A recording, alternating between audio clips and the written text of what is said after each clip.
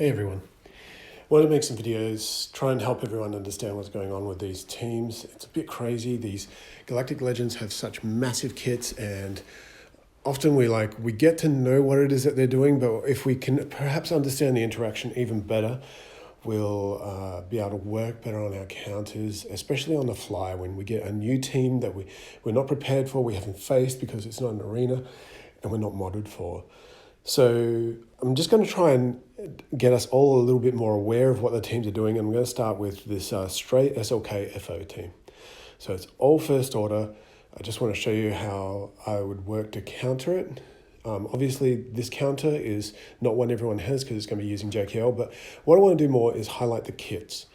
So let's just go into SLK quickly. There's a few things that we need to really focus on here.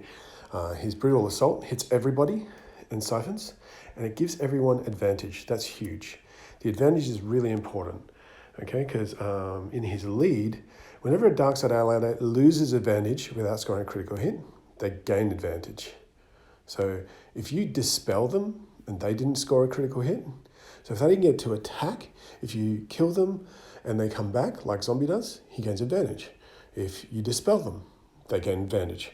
So understanding that is understanding why they keep getting it. And then on top of that, attackers, tanks rather, they taunt for 2 turns. So it's really frustrating. Supports and healers gain 20% turn meter. You've got this situation for Zombie where it gets really tiny, really easy to kill because every time that they gain turn meter, they lose 10% health and 10% protection. And if you take turn meter off them, they gain health and protection, which is sometimes why you're seeing SLK himself grow bigger. You can't stagger him, but if you take turn meter off him, he gains protection, gains health. He just gets bigger and bigger and bigger and harder to kill. So why are those things important? Well, a couple of things. I didn't highlight this one, and that's his ultimate. His ultimate is important because his ultimate charges by dark side allies doing hits. If they crit, if they a normal hit, it's 2%. If they crit, it's 5%. When he gets to 60% charge, he will pop his ultimate. So we're trying to stop that and trying to shut it down. So who else here do we need to look at? We need to look at Set. Anytime you kill a first order guy, he's just going to take a turn and he's going to pop his AoE. It does a lot of damage. It feeds a lot of stacks towards the ultimate for SLK. The other person that you have to worry about in a lot of fights is Hux.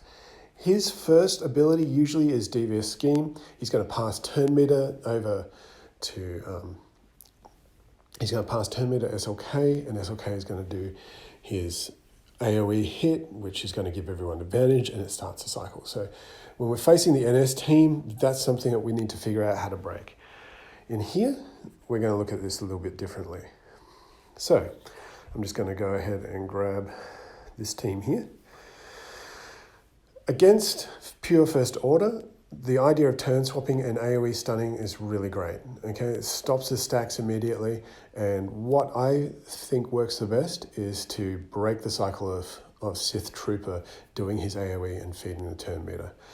So the first thing that's going to happen is any well-modded team is going to kill your JKR straight off. There's an assist, it killed him. Now what we want to do is pass turn meter here, and we stun everybody. Then we're going to start this cycle, give some extra damage, give more damage. We're getting close. Now we're going to kill Sit, okay? Now I know Hux can pass turn meter, but if we kill Sit, it takes away a lot of the damage this team can do. If we go and kill Hux, Sit just pops and does AoE and it feeds the abilities. The other thing is here, Ben takes a turn, and ideally with ability block Hux. So that makes a big difference. We're getting close here to killing. Any counter attack is basically going to kill crew now. So now I'm going to put up Foresight. It's going to help cut the damage. He's going to lose a buff ability, a buff immunity drop, so he's not regaining his stuff. We're going to kill Hux. We're going to kill first order officer, because he'll be very easy to kill. Ooh.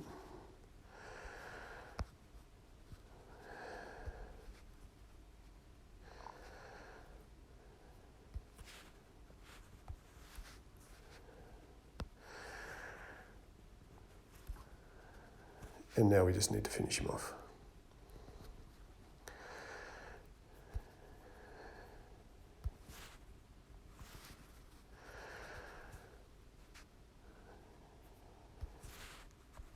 Okay, really easy kill.